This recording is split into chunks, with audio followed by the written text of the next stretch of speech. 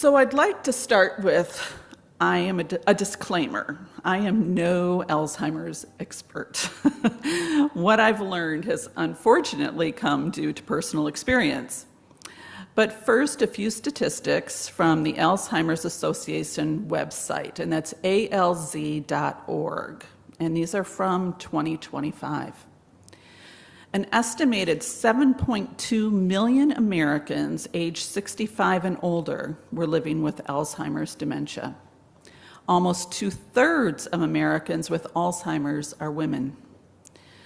The national cost of caring for these individuals reached $384 billion. Furthermore, unpaid caregivers provided 19.2 billion hours of care, which is valued at an additional $413 billion. Those of you who know me know that my mom has Alzheimer's. She was diagnosed about 5 years ago. I first noticed something wasn't right as I was going through the desk and I stumbled upon her check ledger. Total chaos. I couldn't tell how much money was there, how much had been paid, what bills had been paid, what bills had not. I do know that she was constantly, we have no money, we have no money, we have no money. So I asked if she wanted help managing her checkbook, which she did agree to. And I started paying the bills and getting her checkbook in order. Next, I noticed she was having a hard time finding words and difficulty remembering new tasks. But I didn't realize how bad it really was until I went to a doctor's visit with her. Now, she had a new provider who noted that my mom had never had a Medicare physical, so she's in her late 70s at this point. Her previous physician did not believe in the Medicare physical. So the nurse practitioner asked Mom, I'd like you to draw a clock. Now, you have to realize my mom wears a watch every single day. She looked at her watch as she was attempting to draw the clock, and she couldn't do it. She drew a circle, and then she looked at the doctor, and she said, well, put the numbers in. And she started writing numbers, and I think she ended somewhere around 20. And that was the end of that. Then, of course, they give you the 3 words to remember. Talk about something else, come back. She couldn't remember any of the words. So this started our memory care journey. I've become way too familiar with the Montreal Cognitive Exam.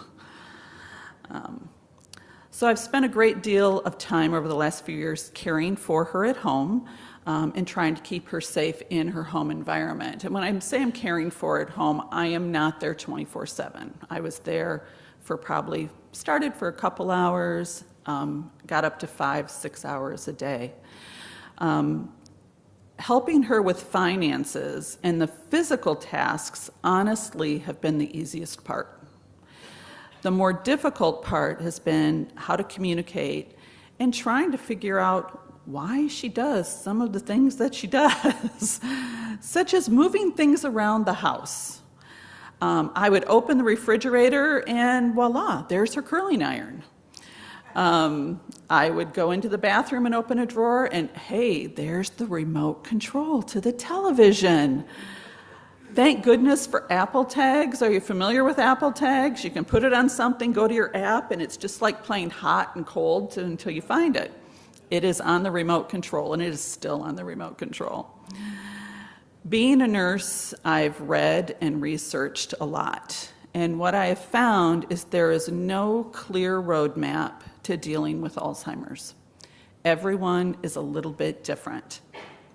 Initially, like in the second reading, I was one to correct my mom, thinking that if I told her the truth, stated facts, that she would remember it correctly.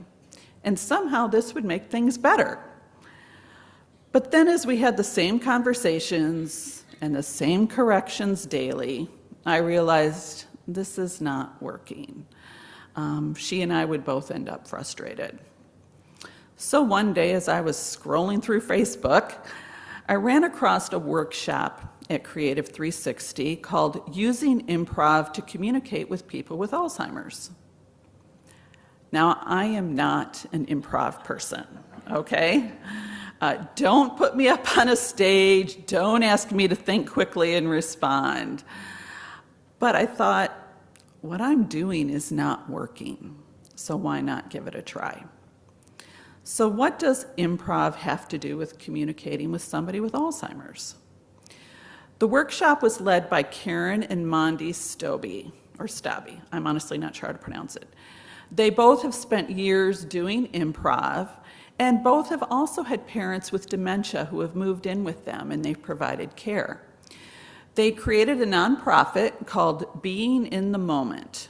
And what Karen noted is that many of the principles of improv could be applied to or practiced when caring for someone with Alzheimer's dementia.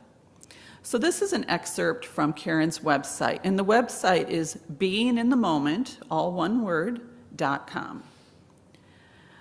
I use improv exercises to train all types of caregivers. With my mom, we practice the improv guideline of go with the flow. Basically, in improv, go with the flow refers to whatever suggestion is thrown at you, you go with it. No saying no, no denying the reality the other person has set up on stage. Go with what is happening. Same thing for being with a person with Alzheimer's. My daughter was listening to some music, and Mom asked her who was playing. Mom said she knew them, the Beatles. And she not just knew them, she dated them. We could have said, Mom, there is no way you knew the Beatles, and absolutely no way you dated them. But why? Who was it hurting that she was saying this? You just go with it, and you listen to her tell her stories. Karen continues by answering the question, what do you think is the thing most of us don't realize about dementia? That there is joy and laughter, that the more we understand how to be better caregivers, the better the experience is for all of us. That they're not trying to give anyone a hard time, they are having a hard time. Improvisation guidelines are almost the same as guidelines for proper dementia caregiving. People living with dementia are just like us. We all look for confirmation on our understanding of the world because deep down we know our understanding is not complete. It isn't complete because it's just our own point of view. We know our point of view isn't the whole picture, and it is healthy to get more information on what's going on. Why else would people say, nice day, huh? That tiny social interaction is important. Humans are essentially social and need confirmation. The challenge for people living with dementia is that their point of view is not a shared point of view. What just happened moments ago is not available to them. We all need context. Where am I? Who is talking to me? What do I want? Since a person living with dementia's immediate memories are incomplete, their long-term memories come in to fill the gap. This isolates them since it is only their experience. They need to hear yes and, which is another improv, yes and.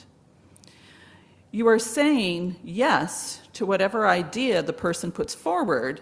With the and, you add your ideas to fit and support the story.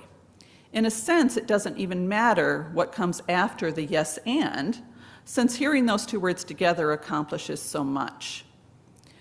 You have confirmed your person's view of the world and shown that the notion is important enough to lead more ideas. Whoever you are, this exchange makes you feel normal, accepted, and human.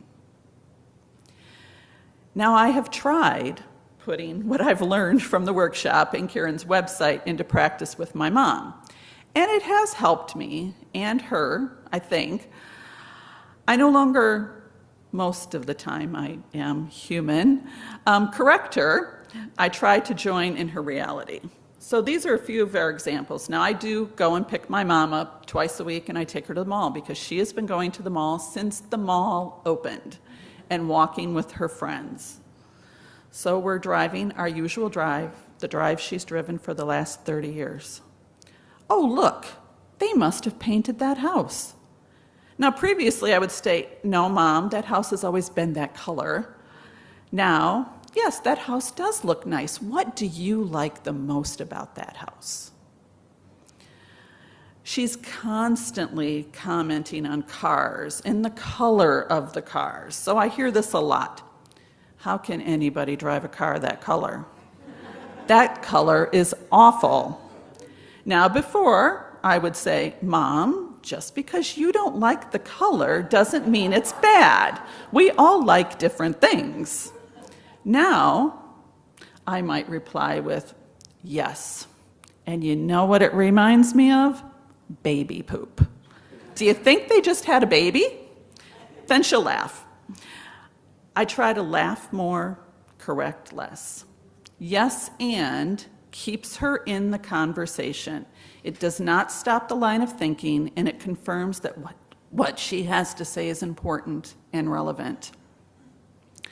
Now, Karen also had us do an exercise called mirroring. And if you're up to it, I thought we'd give it a try, okay? So what I'm going to ask you to do is to stand up if you're willing. You might need to move into the aisles or into the open area there. Ideally, you would find someone you don't know really well.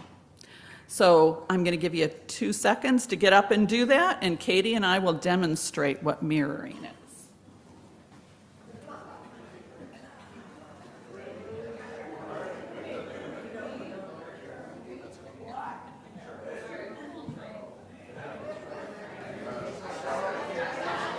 So did you find your partner or victim? Okay. So to begin, the first person is the initial leader.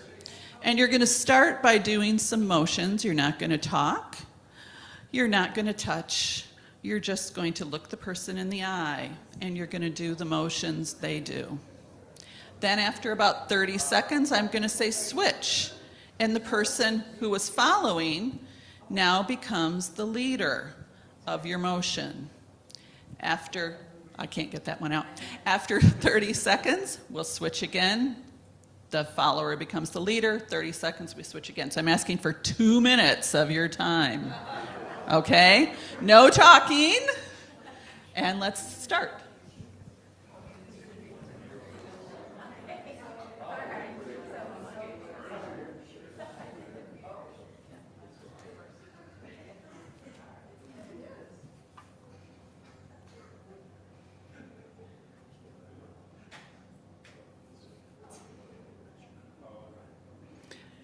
Switch.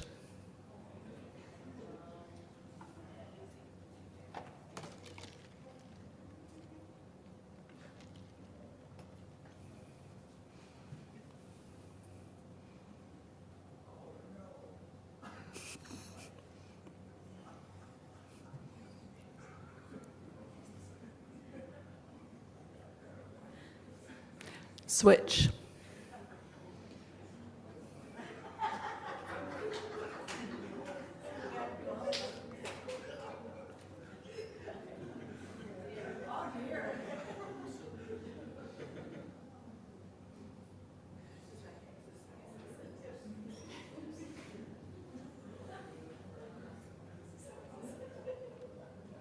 Switch.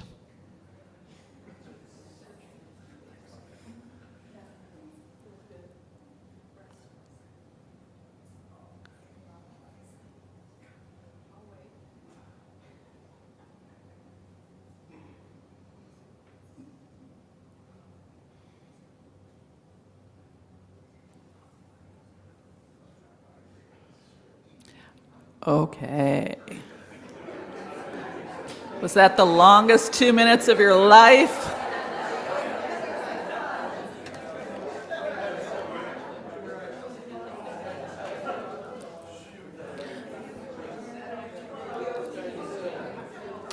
So how did that feel? I hear a lot of laughter. That's a good thing. But how did it feel not to be able to talk? Yeah. It depends on if you were the Right. Okay. Did you find that after the first minute when you switched back, was it any easier? No?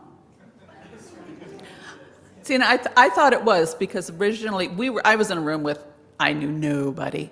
And after the first minute, you kind of got a feel of what that person could do.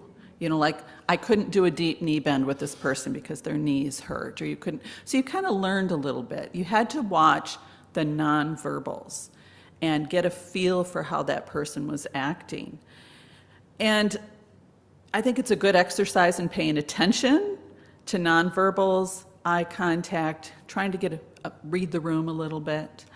Like our first reading, there's something to be said for just sitting with someone, just being there, not pushing an agenda, not expecting anything specifically, just paying attention to what their nonverbal communication is telling you.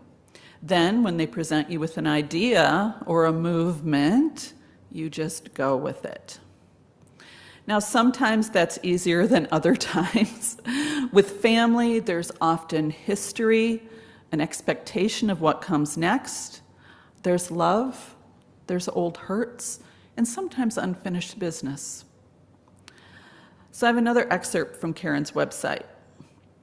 How do we get past the grief of someone not being who they were? As a person progresses in their dementia, I think the grief we feel as the person loses certain abilities and memories sometimes is a grief about ourselves.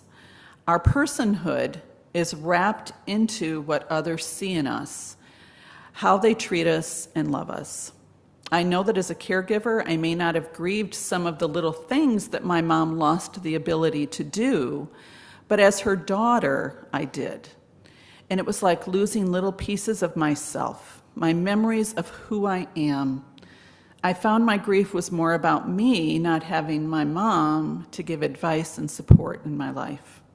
Sure, I could talk to her, and most of the time I got a pat on the head and moved on. My mom was always her. She could just not recall the pieces of her life. I think the grief needs to be talked about. I think every caregiver should belong to a support group, and not just a Facebook group that is led by a professional, but a real, live, in-person support group. For me, Karen's words resonated strongly. I think grieving who my mom was has been hard. It's a different relationship. I recently took Mom for her 9-month follow-up for the memory care doctor. Now, we've been going there for a few years. And it started as usual with the Montreal cognitive exam. My mom will say to me, "Are we going to do that test?"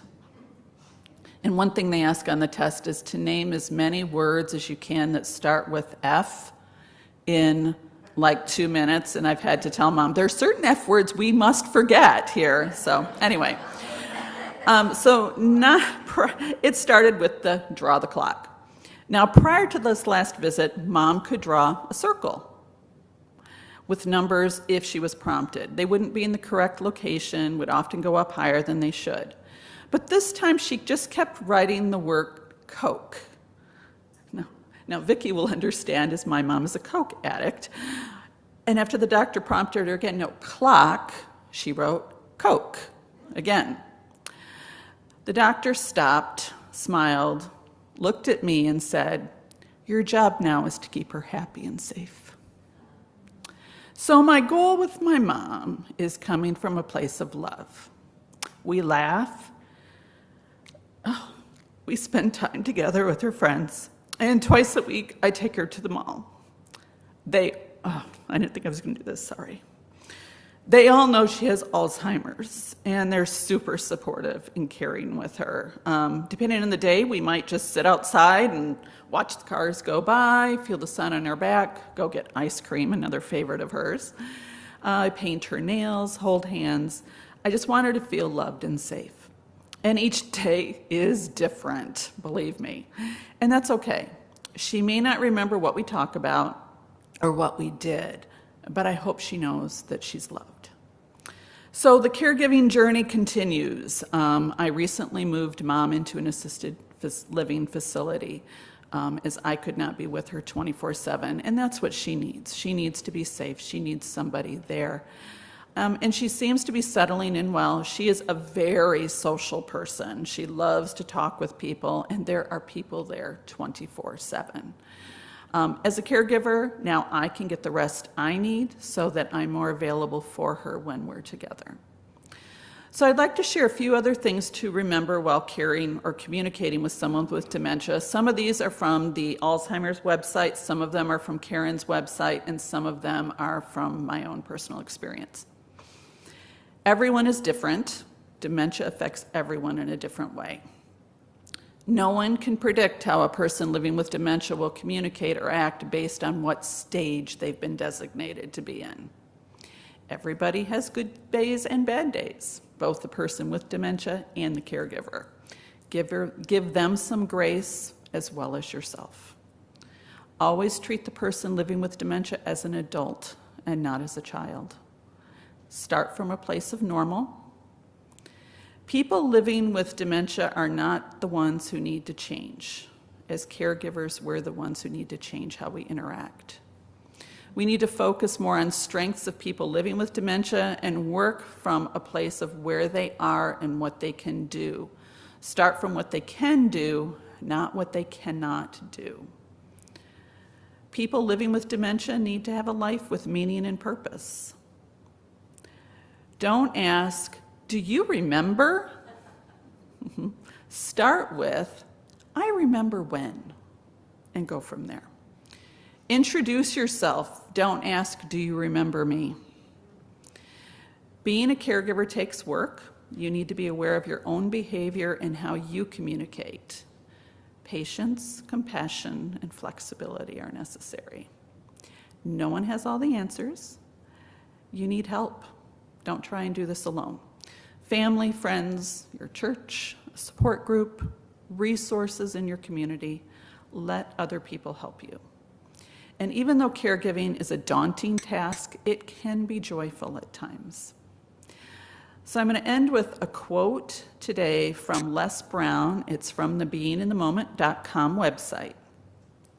"Regardless of what challenge you are facing right now, know that it has not come to stay. It has come to pass. During these times, do what you can with what you have and ask for help if needed. Most importantly, never surrender. Put things in perspective, take care of yourself, find ways to replenish your energy, strengthen your faith, and fortify yourself from the inside